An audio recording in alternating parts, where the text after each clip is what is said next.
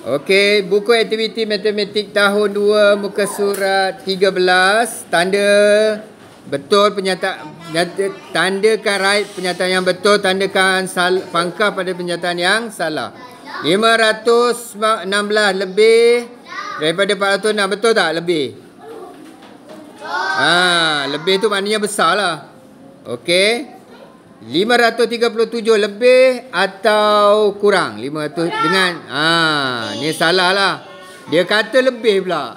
Salah, dia kata lebih, patutnya kurang. Okey, yang ni 505 kurang daripada 5. Ya, betul. Betul lah, dia kurang. 505 dengan 550. 505 ni si kecil. 505 ni kecil sikit. Kalau kurang ke sikit, kalau lebih banyak. Okey, 847. Kurang ke lebih? Oi. Salah, lebih. Ya, sepatutnya lebih. Ini salah lah. Ini lebih. Dia lebih besar daripada 847. Faham ke? Dia kata kurang. Dia kata 874 ni kecil daripada 847. Salah lah kan? Salah lah. Pangkah. Okey. 234 lebih daripada 243. Betul ke? Salah. Yang ini kurang. Yang ini besar.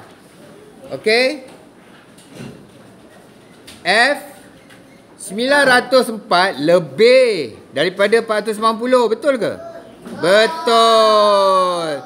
904 ni besar ya. 490 ni kecil. Jawapannya betul. Tanda right. G 908 kurang daripada 980. Betul. Yang ini sikit. Yang ini sikit, yang ini banyak. Kurang ya. Kurang tu maknanya sikit. Kecil. H 169 kurang. Betul. Daripada 196 ya. I 239 lebih.